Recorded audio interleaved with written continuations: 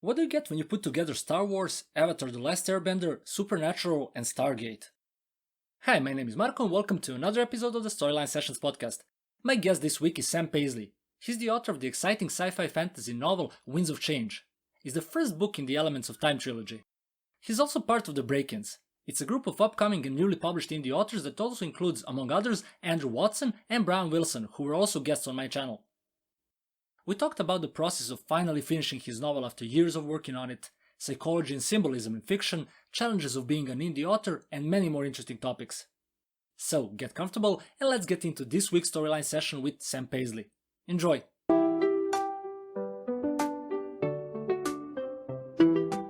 Hi Sam, welcome to Storyline Sessions, how are you? I'm good, Marco. How are you? I'm doing good, got a cold but I'm powering through, so we should be fine.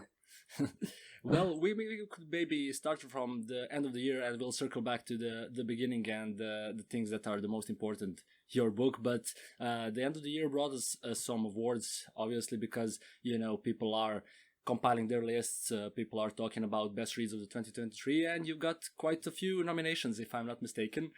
I've seen the India Ink Awards. For me, what stood out, I didn't know that was a category, Best Friendship. And I think that's really awesome because I did get that from your book. So maybe you could start from there, from the nominations. Yeah, for sure. I was lucky enough to be nominated for I think 70 Indie Ink Awards. I'm not sure I'm going to be able to remember them offhand, but something like Best Mentor, Side Character MVP, Best Cover, Best Friendship, a couple other ones. And I also actually won a Reviewer's Choice Award for from Book Nerd Action, which I didn't even know I was nominated for, which was quite the the holiday gift to receive the email a few weeks back. So I won the sci-fi category. And my book, for anyone who hasn't read it, and I'm sure we'll get into this, but it's a science fantasy blend, so it could slot in either category. But I published in July, and this is my first ever book, so to get any nomination is huge. For me, for anyone who even says they read it, let alone liked it, is an accomplishment as far as I'm concerned. Yeah, for sure. I can imagine. And congrats on the award. I think that's really interesting seeing how many people who are in the indie space are getting the recognition so fast. As you said, you published only just this July, and to get this far already, that's awesome. And even though you've published recently, your book's been long in the making. If I'm not mistaken, you said you're 9 years or something like that you've written it. Yeah. And Yeah, yeah. basically end of 2014 is when I first started drafting, and then I published middle of 2023. So from inception to completion, it was about 9 full years, and then that's not the plan for future books. That was a decade of learning, a decade of learning the craft of writing, obviously the art of storytelling, and then also a good amount of time spent just on like how to publish, finding an editor, going through that process, cover artist, all of that stuff that can much more easily be truncated moving forward. Yeah, for sure. But I mean, it's a process I'm sure will be valuable for you moving forward. And looking at that, like you've been working on it for 9 years, how did it feel when you first got it in the mail, the print copy, and how did that? I can imagine your pleasure seeing it first time live. Yeah, it was it's hard to explain, right? Something that you work on for so long and then having it in your hand. Although I personally have this bad habit of once I achieve a goal, immediately moving on to the next one. So there was like elation for a couple minutes, and then I was like, all right, now I got to figure out marketing, and now I got to figure out the next thing. So lessons coming out of this year for me are to take a bit more pleasure and pride out of my accomplishments, even if it doesn't sell a copy. Just for anyone who's aspiring out there to write, to be able to commit and put together a story in the time and effort it takes to build one, it's a huge achievement in and of itself. But definitely, every single time, like I said, somebody even says that they read it, let alone that they liked it. I mean, it's not a small book. It's a thick one, right? So for someone to take the time out of their day, out of their lives to actually read it, is super meaningful to me. Just as meaningful as I would say as actually having it in my hands. For sure, and taking into consideration how big of a book it is, the pacing is not like something that's sluggish for me, at least. I think that's really important when you think about books this size. Of course, it's not the thing with, even though if a book has 200 pages, it can still be a slog. But taking into consideration a lot of people giving you advice. I mean, not you personally, but like you hear it constantly from editors, just trim it down if you have like more than 500 pages, split it into 2 books, etc. And how much of it has been left on the cutting room floor? What was the integral version for this? Yeah, so I would say, so the draft, okay, to give you a bit of background, this is actually draft 7. I completely rewrote it 6 full times. The draft that I sent to my editor for the first round of editing, and she was wonderful. She has like 20 years in the industry and has went from traditional to indie to help authors like me, was 260,000 words. And basically she was like, my stance, and I told this to her, is like, I need to tell the story that I need to tell. I don't care if people feel it's too long. I need everything in here. And she's like, okay, here's my recommendations. And so I took that and basically cut out 35,000 words. I went through, and any word that wasn't necessary or idea that wasn't necessary, I was just completely objective, and I'm like, I can make this 10 word sentence 5 words, or I can make this, instead of 3 paragraphs, I can turn it into 1, and I just condensed as much as possible. So it still ended up being about 230,000 words, give or take, which means I was able to take about 15% out, but I didn't remove any ideas. So I'm not sure how far you've gotten through the book. Like I said, it's obviously a big one.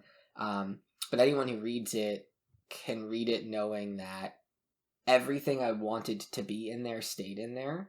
There wasn't anything that I removed because it was too long. And so far, I did also, out of advice from one of my friends, split it up into 2 parts internally within the book. So like if you open up, you read part 1. So you can get that sense of, okay, there's a midpoint here, but none of the important ideas or concepts were left out. Yeah, for sure. I mean, as I said, I think the pacing doesn't feel like it's a huge book, even though like you could imagine that something it demands a huge build-up. But I think that's visible. As you said, you didn't remove any necessary ideas, and I think that it shows. And for me, I've talked to a couple of other authors about this as well. That, for example, keeping the prologues in, even though a lot of editors say you don't need a prologue, agents won't pick it up. Stuff like that. I think that when you truly care about your story, you do have a sense of what should be in there. Of course, you need help from editors to make it as polished as possible, but, not everything has to be trimmed down. The other thing that you mentioned right off the top, something that's so integral to the story is the friendship between the 2 main characters and giving them both. So I'll kind of give everyone a shot of the cover, but these are equally the main characters, and giving them both enough time to have their own stories that are interwoven with one another while also really fleshing them out is absolutely integral to the story as a whole. Like anyone who gets to the end would understand, like, oh yeah, you can't remove either of their stories. They are each half of the protagonist, essentially, in terms of like, if you, metaphorically speaking, they're their own characters, but and as a result, you're telling, or I was telling or trying to tell the story of 2 people, which just naturally makes it longer, right? You've got more POVs. There's a lot of other POVs that also exist from the side characters, but it was important to me, even in the build up and the setup early on, that you really understood who these people were, so that you could see their journey and their growth and their character development, because as the trilogy unfolds, they're both equally as important, and none of it could happen without both of them having their part in the story. Yeah, that was a thing that I wanted to discuss, so I can jump to it. Writing multiple POVs, aside from 2 main characters, you have a lot more. You have pretty big cast of characters. Not all of them get their POV in writing, but there is a considerable size of people showing up. And what was that process like for you? Did you cut some POVs? Did someone just stood out as needing more room as you wrote it? How was that? Yeah, I think that. So I'll answer the question kind of reverse. I didn't cut anything, and if I were to rewrite the story from a blank slate now, I'm not exactly sure how I would do it. Although I think everyone who gets a POV is an important POV. Because I drafted 6 full times, I was really able to experiment with a lot of different writing. It's not the most efficient way to do it, and I wouldn't recommend someone write like 6 200,000 word books before publishing, but I had a really strong sense of the characters and the plot by the time I was actually doing the final draft. Everyone who has a POV has an important role overall in the story, and the way that I write is everything is centered around and reflected around a central theme. So Cooper and Reed, the main characters, are essentially mirrors and foils of each other, not in opposite mirrors, but like they are closely tied, related to one another, but also kind of fill in each other's gaps thematically. And then every other character reflects off of the themes that I'm trying to get across. So a central theme across this book and the trilogy as a whole will be destiny, personal responsibility. In this book in particular, what it means to grow up. So obviously the central antagonist, who has a POV, is a direct reflection against that, as well as the mentor characters, as well as the side characters. So every single scene from which we get someone's perspective builds out on those themes through their lens and view of the world. So if I were to write a POV of some random side character, even if it were just a one-off, I mean, there is, I'm not sure if you finished the book, I don't want to put you on the spot, but there's one section, like 2/3 of the way through the book, where you get a POV of 2 characters who have only ever been spoken about. It's like 3 pages long, but you get a POV of the idea of what sacrifice means and how it relates to duty and honor and responsibility. And it's an important POV plot-wise for what actually happens in the scene, but it's also important to be a reflection, first of all, of something that's going to happen later, but also of the themes that have been building. So that's kind of how I handle character writing in general. And if a character organically becomes important enough to give them a POV, that's how I'll approach it. And then I'm also not afraid to remove it if I write something that is really good and I like it, and I'm like, you know what, it doesn't fit, I'll just kind of cut it out, because it's about the story as a whole, not about, each individual piece. Yeah, for sure. I have to admit, I'm close to finishing it. I know the part you're referencing, Okay. so I got to that part. I'm just short of finishing it. I was hoping I'll be there before we talk, but I've gotten enough to recognize everything you mentioned again. It really does fall into place. I have to say that it does feel like thought out. When you first you're following Reed and Cooper, and when you get to some shifts in the story, it doesn't feel like abrupt. For me, that was important. When you're reading something that has multiple POVs, for me that's something that can be jarring. Just from out of nowhere, you get some person, and you're like, I was invested in this, but this came along quite well for me. So yeah. Yeah, and what I try to do, really, really specifically, is within each chapter is kind of whatever the POV is, it's thematic, like a shift, right? So let's say you have a chapter with, I'm not going to throw in a bunch of character names for people who haven't read it, but you've got a chapter with 3 different POVs. All of those POVs will relate to whatever the overarching theme of that chapter is. So there's a chapter midway through that is dealing with, the chapter is called Crucible, and it's dealing with, I'm not going to spoil things, but rebuilding yourself and putting the pieces of yourself back together and understanding kind of how you can change over time.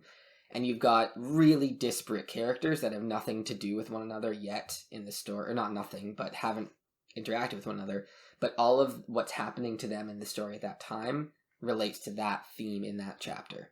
So when you're going from POV to POV, it feels like it's talking about the same thing. It's almost like you're watching an episode of TV with an A plot and a B plot, and they're dealing with the same issues. And I try to do that as much as possible.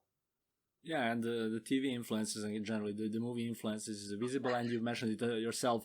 When people ask what would you compare it to, most of the influences you mentioned were movies and TV series. So it's got that pace of something that you'd see on TV, and I can see that like layers of that fitting into that category. And if I'm not mistaken, that there was like Stargate, Supernatural, Star Wars.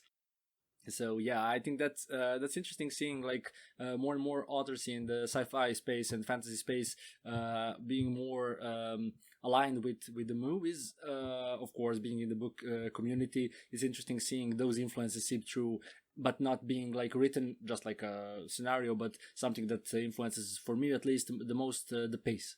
Yeah, absolutely. Yeah, those three, and then Avatar: The Last Airbender, which you could probably tell from the magic system, were definitely the biggest inspirations. And for me, something that I've had to compete with a lot, especially with my editor. I mean, the number one comment I get on my writing is, "Oh, it's so cinematic." But my editor read it. She's like, "Look, it's great, but this is a book. There's a form to it and a function." So I've had to learn how to write.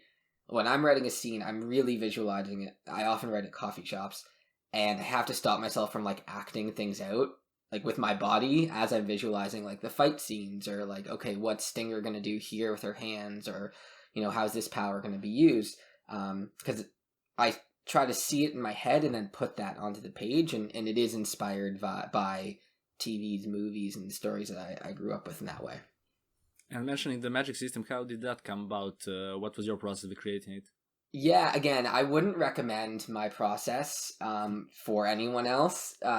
For future books and different, I have a bunch of different unrelated series ideas. It's not going to be the process that I use, but basically, I have always been enamored with the Greek elements of air, fire, earth, water, and I knew I wanted to have a story that used those elements, and I knew that I wanted book one. I wanted it to be a trilogy, completely arbitrarily. I just thought I liked trilogy. I do like trilogies, but and I've now spent 10 years making it all make sense. But so I wanted the elemental magic system, and I wanted book one to end the way that book one ends. So I won't tell you exactly how it ends, but and then from there, and there's a certain mechanic in it, and from there I had to basically build out an entire world around it, which took the form of me writing in 2014. I took like a month and wrote like 200,000 words. It was complete trash. If I ever become the next J.K. Rowling, I'll release it to the public and be like, look, you can start with garbage and still, have a beloved, series or book, or, choose your author, Brandon Sanderson, Joe Abercrombie, whoever it is. But it was a lot of, what was really important to me was that the internal logic was completely consistent. And so I spent a long time thinking about how all of the pieces could fit together within the world, and uncovering how the keepers work and how that interrelates with the magic system. So for anyone watching us on Reddit, the keepers are like, almost godlike beings that live in more or less a different adjacent realm to ours. Again, I won't go into too many spoilers. And how that magic system and the empathic weaponry interrelates to the mechanics of the elemental magic, and more importantly, how all of that drives the story, right? Because the actual magic system in and of itself isn't kind of latticed over the story. It is the story. And without the magic system in the series, the story itself doesn't happen, and the characters are almost irrelevant. And I wanted that to be absolutely vital to what was happening in the world. Again, it all comes back to the themes and building out from there, where if you remove one piece, if you take away characters' powers, the story won't make any sense, because the powers are what's driving the plot forward, but at the same time, the plot is driving the growth of the abilities in the powers. Hopefully that's not too cryptic. I think, having read it, you probably understand what I'm saying. I don't want to give away too many spoilers within the story itself. Yeah, for sure. But to tie into that, I saw it in your one of your Q&As that you mentioned that it's the story first and then characters fit the story. And for me, that was also interesting seeing because a lot of people do tend to go character first.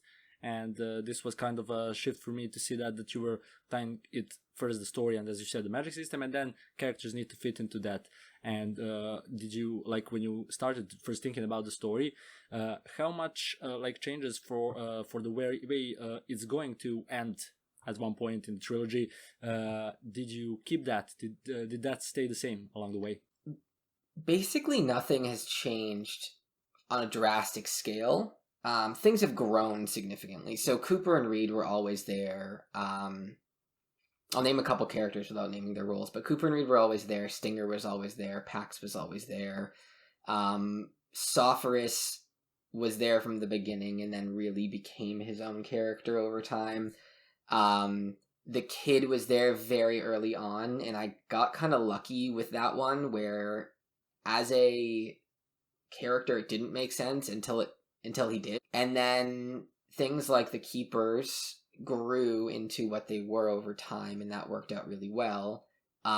Claire was kind of an invention that I played around with in a short story completely unrelated to this universe, and I was like, oh, I'll build that out and build it in. So most things have grown and been added on over time as opposed to been removed, which is really nice.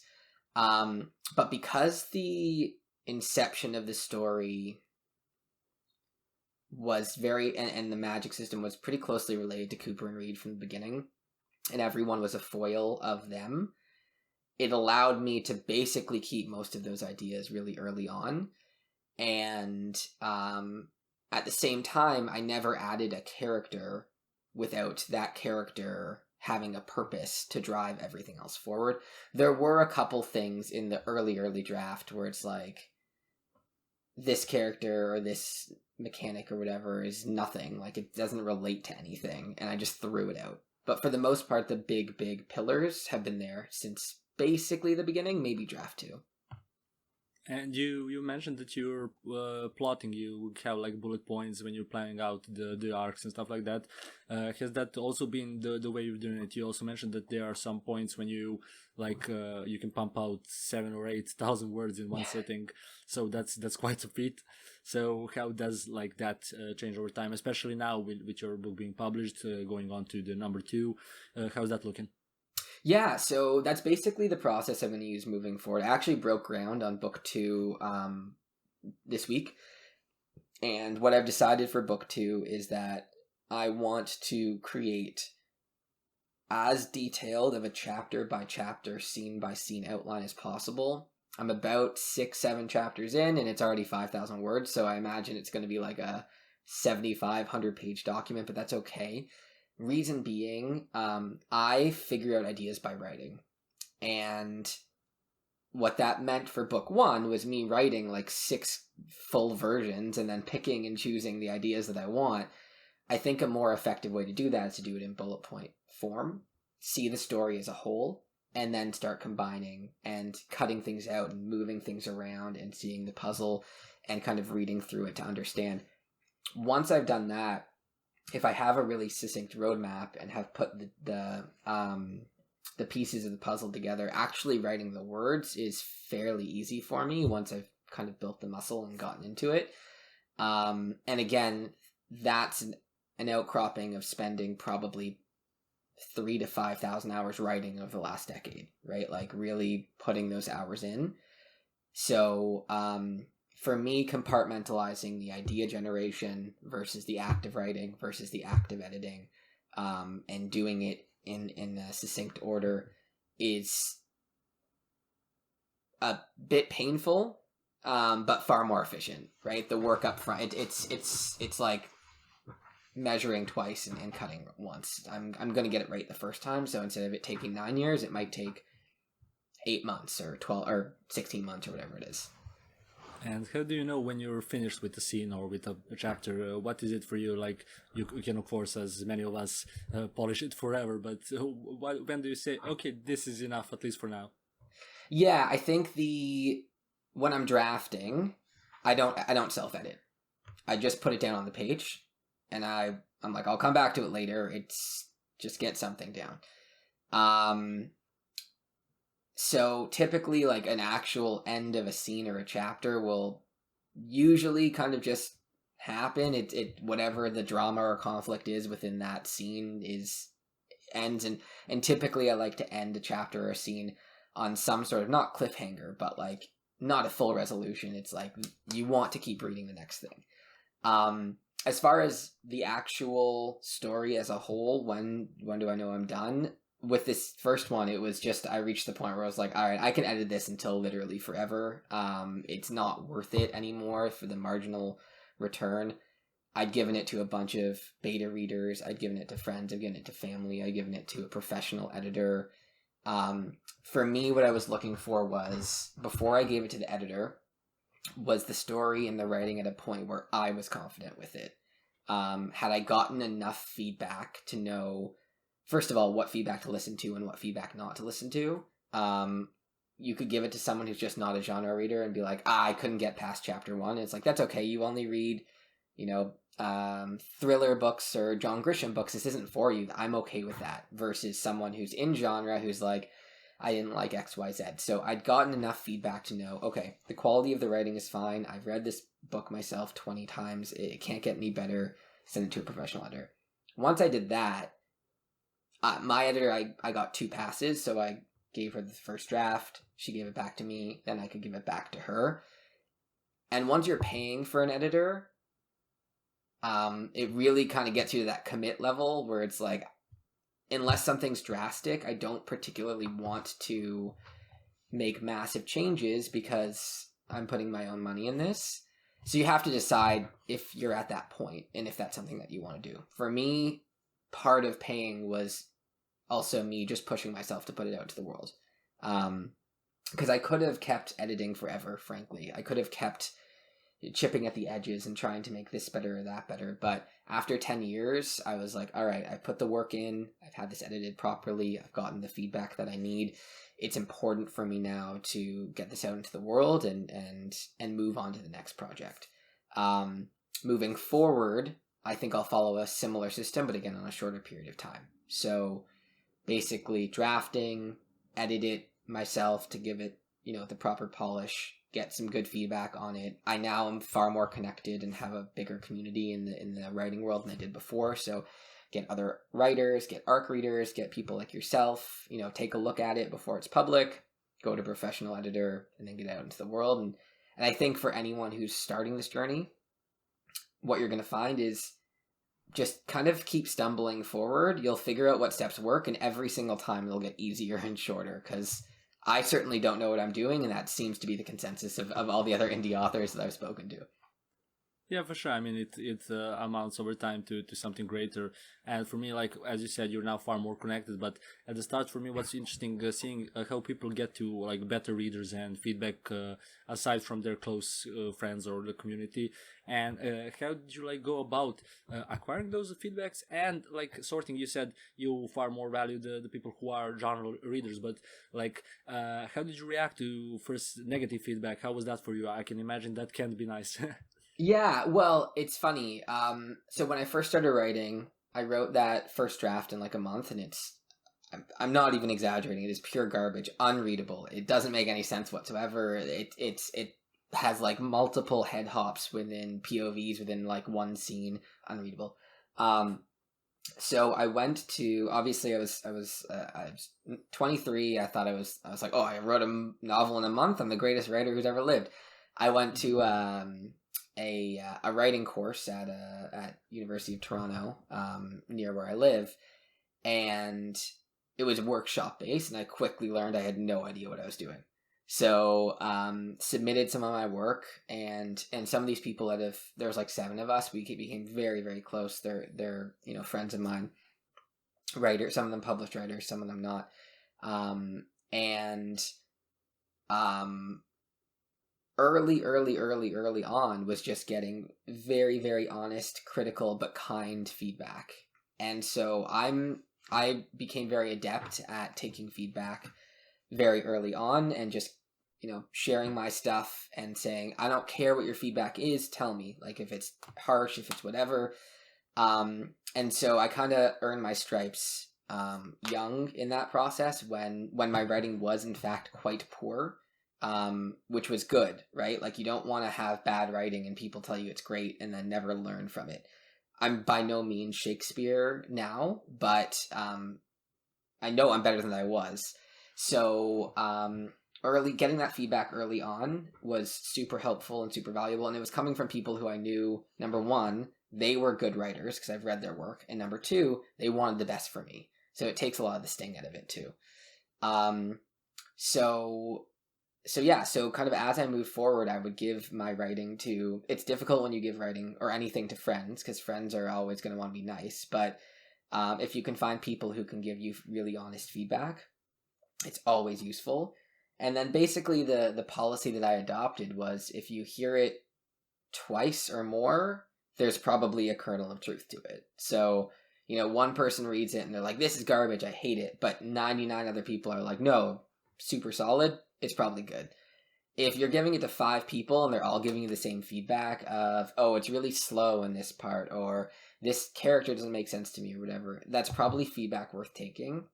How you use that feedback is up to you, but it's worthwhile listening when multiple people are telling you the same thing. Yeah, that makes sense. And you mentioned people, your peers from the community, people who are also writers.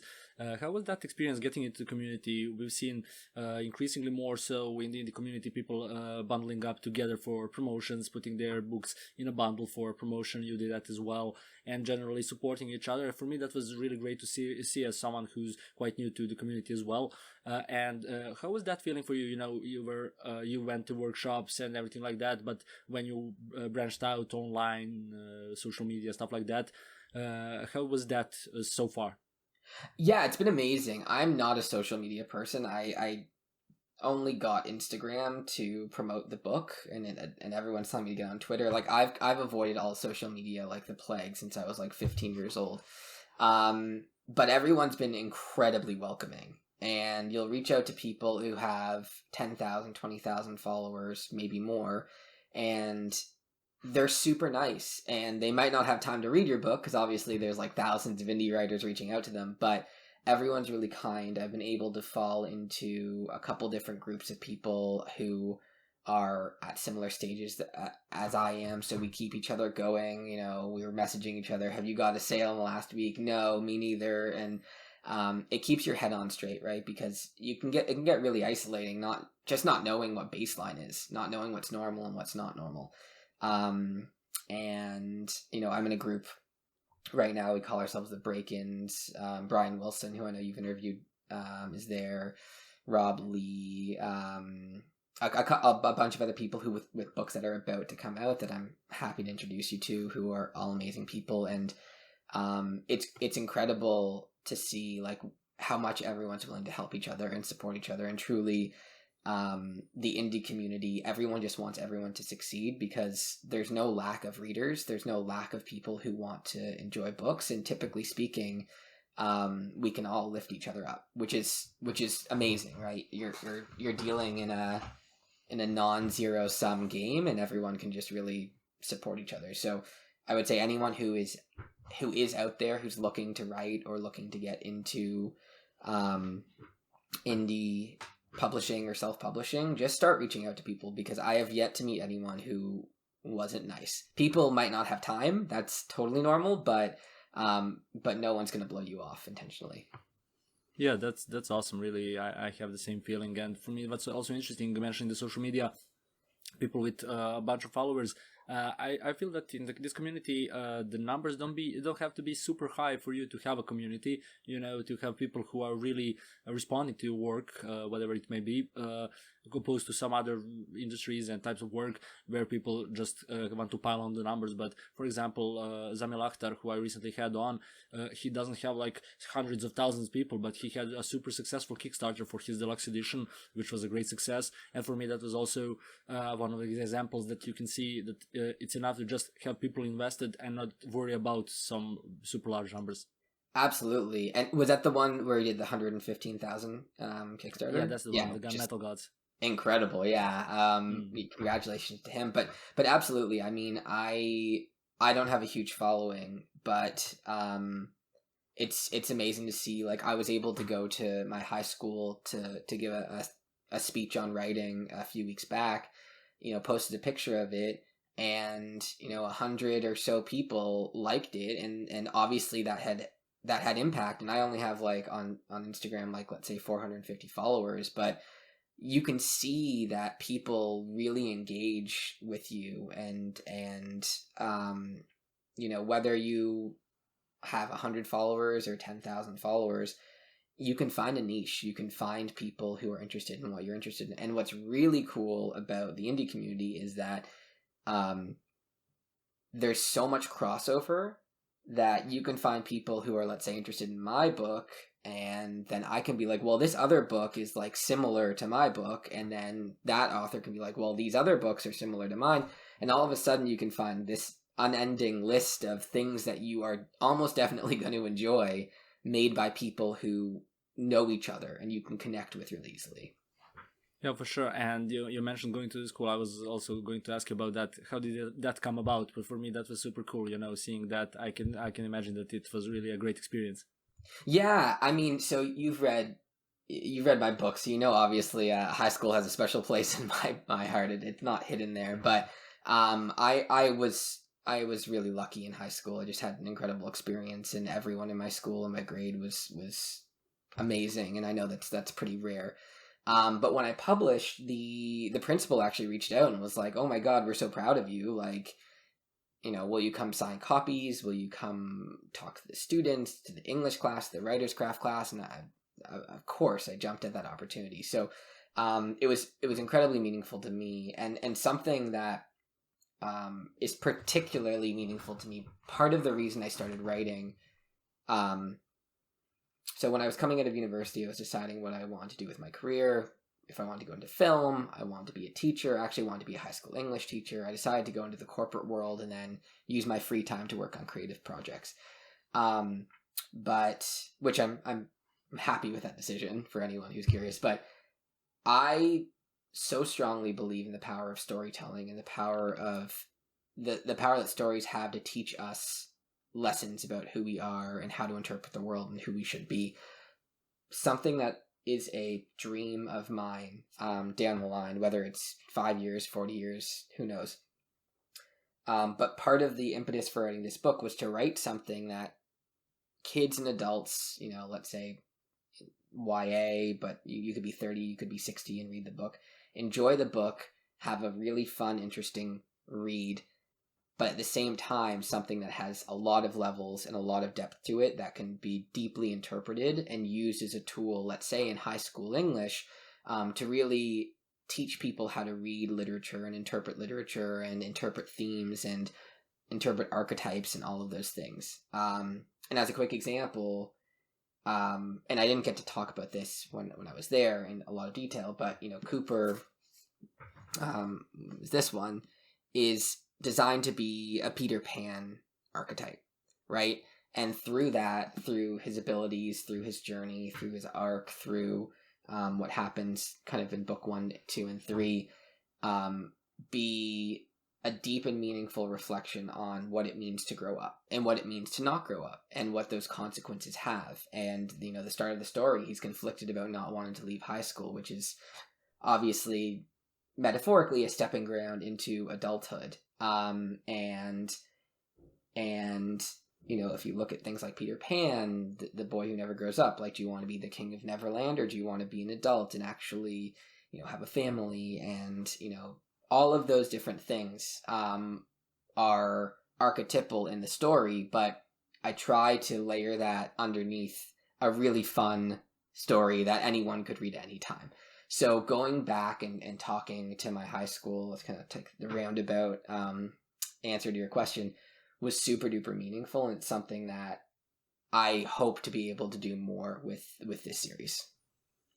Yeah, and hearing you talk about that, like the meaning in books and whether it's YA or adult fiction, for me that's super interesting. Talking about how we can tell meaningful stories through genre fiction, and what's like increasingly maybe visible to people as it wasn't like just a few years ago. And for me, that's really important because I had the opportunity to talk to people who don't like genre fiction, don't like reading anything that's fiction, and like they just write it off like it's something that's like just to pass your time, etc. And I think that it's really meaningful talking about these topics and how you can say something meaningful through fiction.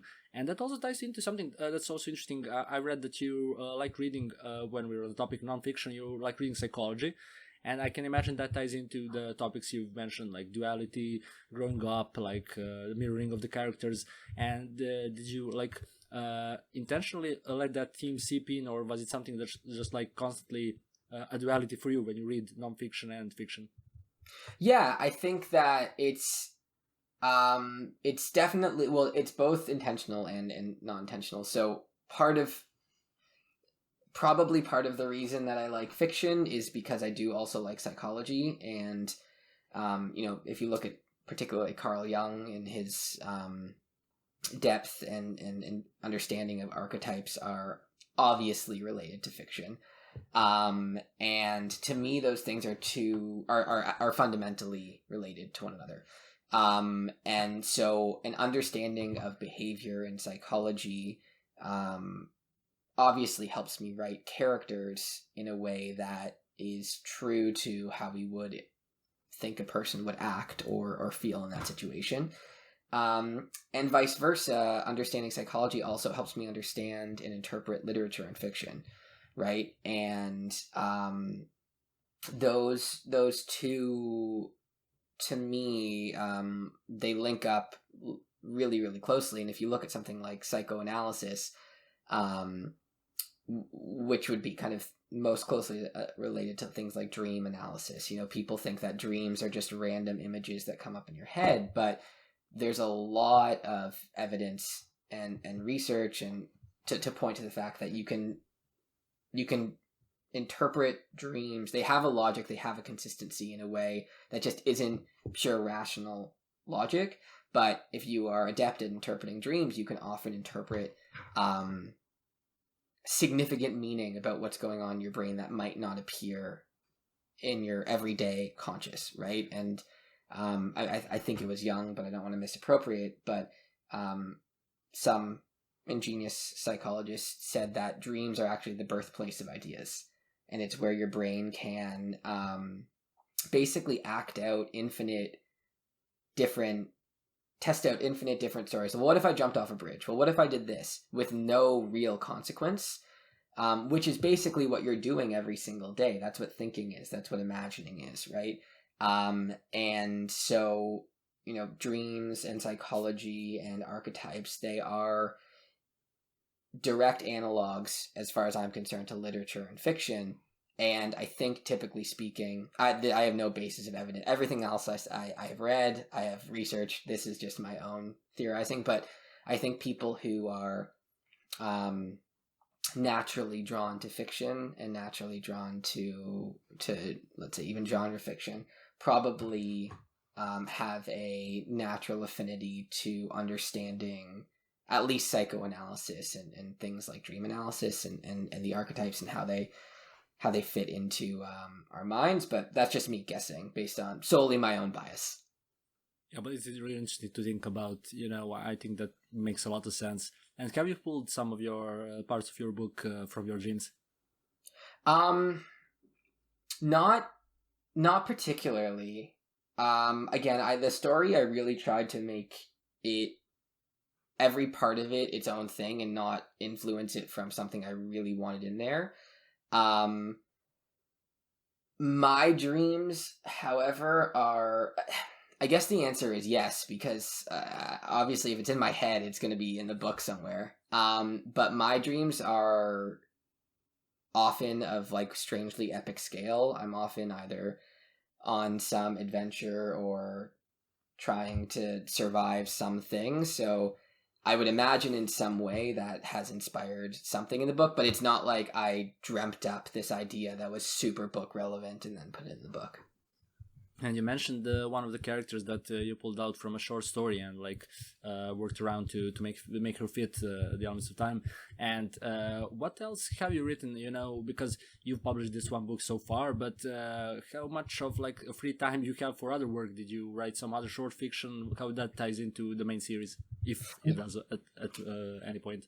Yeah, so basically this book one was my main writing focus of the last decade, and like I said, I just broke ground on book two. I'm a very like I need to finish one project type of guy. I couldn't flip between them, just the ideas wouldn't flow as naturally. I've tried it before, it doesn't work so well, but I do have one, two, three, four other standalone novel ideas, one of which is semi-related to this universe, but it doesn't take place within the story at all. I actually reference that character in the book, but it's like such a like one line, one-off thing that you'd have to read both very carefully to see the connection. But those are projects that I'll likely do either after book two or after book three. And one of them is hard sci-fi. The other three are fantasy.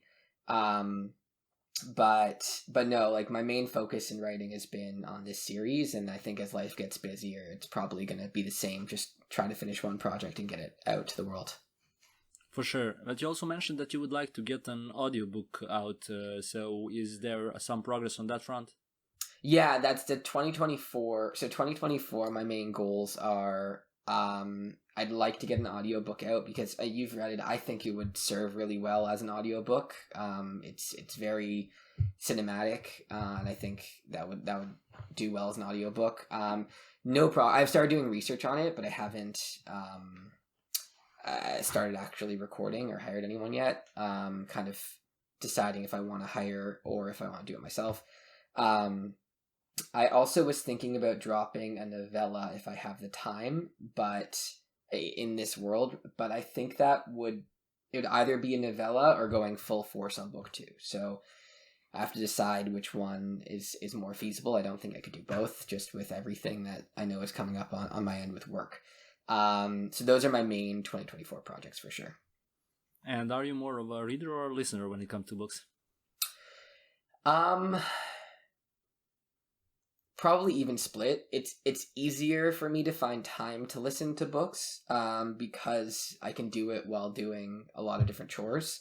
So you can double up on, if I'm washing dishes or cleaning the house or folding laundry or walking the dog or whatever, shoveling snow because I live in Canada. But ideally, I like to have the book in my hand and read through it. So probably an even split. If I had more free time, it would be more physical reading. And mentioning the book in your hands, you've showed us the cover a couple of times. What was the process on that? I mean, it's a great cover. It really is evocative of the scenes in the book. And was that process as convoluted as writing it, or it come maybe more easily? Yeah, so basically, this is actually the final design of the second design of the book. And my designer, his name's Jeff Brown. He did a wraparound cover. I highly recommend him. He is absolutely incredible. It was a much easier process than the actual writing. It took about maybe 2 months, but that had more to do with Jeff is a very busy guy, so from when I booked him to when I actually started working with him. But basically the process for my cover design with Jeff was we sat down, I told him a little bit about the book, and he actually started sketching in front of me designs, and we kind of talked through what are some elements that you want on the cover, who are the characters, what's the vibe you're going for, all that kind of stuff. So the very first cover we designed looked really good on sketch and did not turn out when he was fully fleshed out. It basically was like Cooper and Reed, full front profile with Pax's mask behind them, and it was cluttered, and it wasn't what we were looking for. And he actually just trashed it, and we then resketched out the entire cover again. And he was like, I don't charge you any money until you're happy with the cover. So he's an absolute, gem of a person to work with. And then we just iterated on the cover, and he would send me like, how does this look? And I'm like, can you make Cooper look a bit older and more athletic? He's looking too slim. Change this detail here. Pax looks like Voldemort or something, like change up XYZ. And so we just tweaked, show a bit more destruction here. Can we add light coming from there? And it was just a really easy back and forth where I gave feedback, and then kind of on the fly he would make changes and then touch it up. So I'm super happy with the cover. I think it gets across everything it needs to get across. I don't know, are you approximately like what percentage or what chapter are you on? Like 85% through, so I'm really close to the end, like 600 something pages. Okay, so you're probably about to get to more or less where the scene of the actual cover takes place. And yeah, so it was a really really easy and good process, and a product that I absolutely love. So Jeff Brown is his name. He does, I think, mostly fantasy sci-fi. And I would say for anyone, again, who's in this process, your cover is your number one marketing tool. It's going to tell a reader what the book's about, what the genre is, what the feeling they're going to get is, what's involved with it. And so give it some time if you have the time and the funds to invest in. You can often find people who are artists who are not that expensive, but you're better off getting something that, if you're going to invest anywhere, put it in the cover, because it will be your number one tool. Yeah, for sure. I mean, increasingly more, so we can see that don't judge a book by its cover is no longer relevant. Yeah. And when you look when you scroll through book fronts, and people do, like, you can see that some of the people still don't get that, and for me it's a shame that, because I'm sure I've missed some great books just because I wasn't feeling the cover. So yeah, and the symbols and the things inside the book, you don't have like too many illustrations, stuff like that. You don't have like a huge map, but some tidbits that you did insert, how did those come about? Yeah, so basically, let me see if I can find an example. So, okay, a little bit of a preview for you. This is the first ever showing of this, but I do and will have merch coming out. So, nice. This is my test shirt. This is the symbol that Marco's referring to, and this is wrong. The top line's supposed to be blue, but that's the symbol. And basically, what this symbol denotes is the white swirl is air, the red one is fire, the top line, which is supposed to be blue, is water, and the bottom line is black, which is earth. And basically, the iteration of that symbol, it started off by saying I wanted to have a symbol that was representative of the book and within the book, and I cannot draw. So it had to be something that I could feasibly draw so that I could explain it to people. But moreover, there's a lot that went into that symbol. So I'll bring it up on the actual book cover so you can. That's a big example. Let me get my bookmark, which is a bit clearer. But basically, the symbol within the book in the series, it represents all four elements. Obviously, the four elements, as we've discussed in this conversation, are a massive part of the actual magic system itself, the plot, the characters, all of those things. It will be no surprise if you're reading the book, and then if you've seen the cover and kind of put two and two together, that Cooper and Reed take part in the system, and the interplay between all the elements is really important. So within the symbol itself, there's a reason for all of the colors, the icons, the positioning, everything. So and actually, speaking about Jeff, this was like an early iteration on the back of the bookmark of the cover compared to the final, so you can see like some of the work. But the positioning of air and fire. So first of all, they are rounded, they're spirals, they're not straight, and the reason for that is because they are ephemeral in their nature, right? You can't capture air, you can't capture fire. They have no true form. So I wanted to give them something that was flexible, that showed movement to it. Thematically speaking, air is on top and the highest point, and fire is the lowest point, which blends into a lot of the underlying themes, which are around Judeo-Christian values and the idea of heaven and hell and all of those things. It's not by any means a religious book in any sense, but the underlying themes of heaven and hell and all those kinds of things, the soul and whatnot. So white representing heaven, red representing hell are the highest and lowest points on the symbol. They come all of the 4 pieces, hopefully it focuses, come close together, but they never touch in the center. They overlap kind of at different parts, but they never actually touch in the center. With water here and earth there being sharper and harder symbols, will also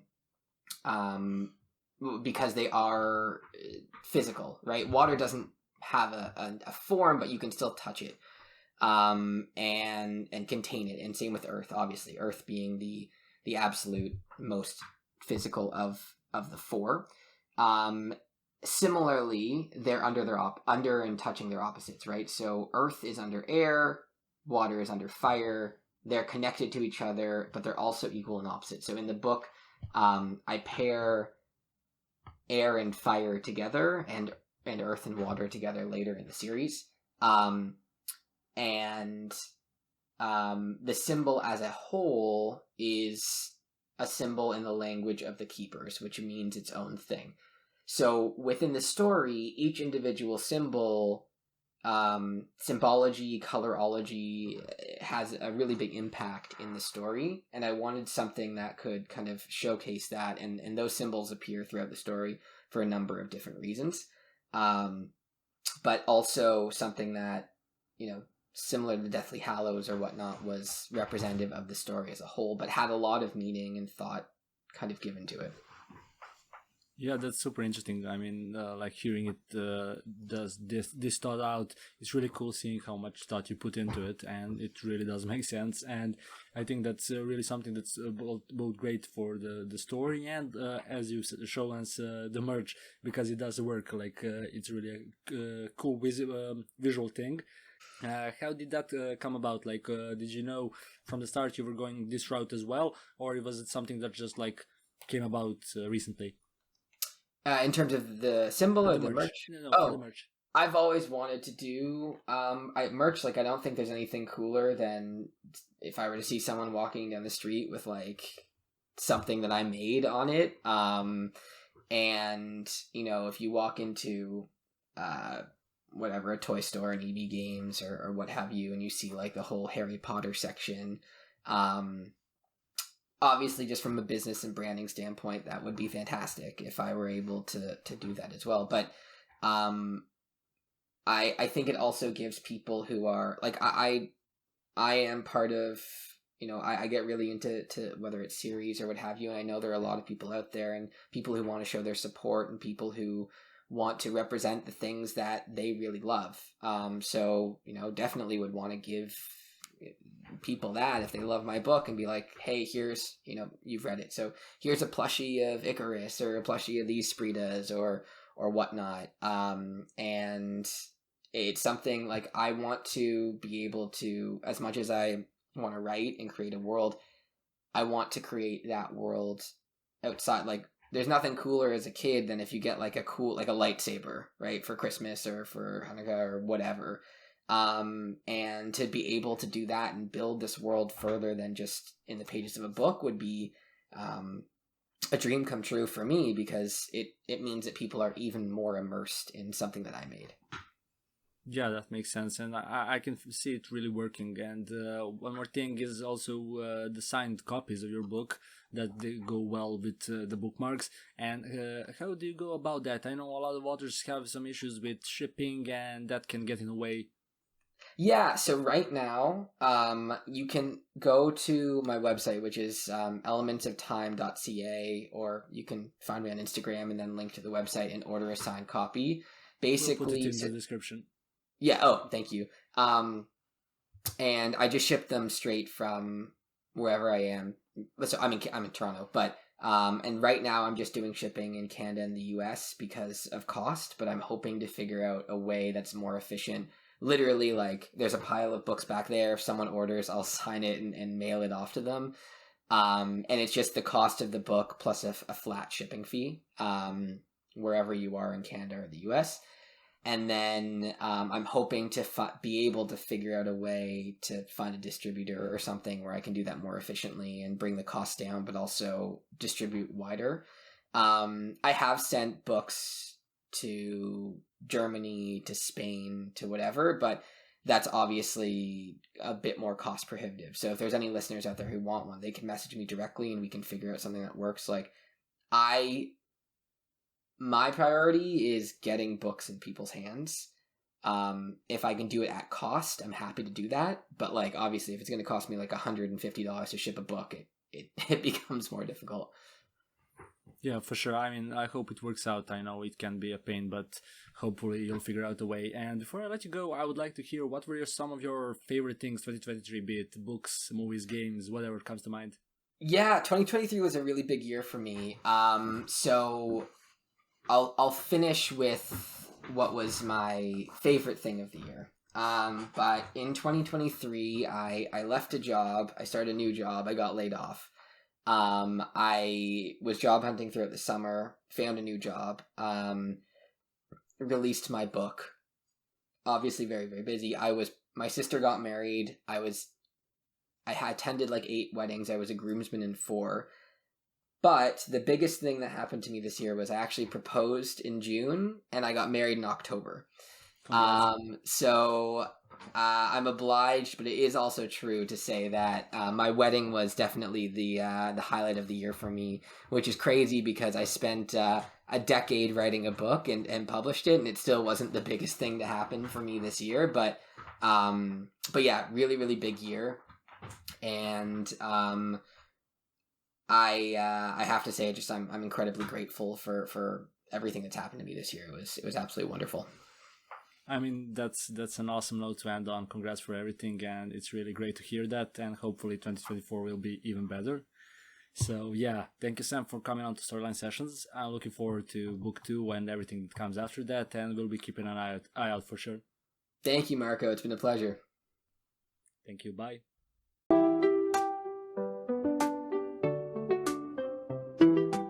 Thank you for tuning in to another episode of the Storyline Sessions podcast. I hope you've enjoyed it as much as I did. You can find Sam on his website and Instagram, I'll link both in the description.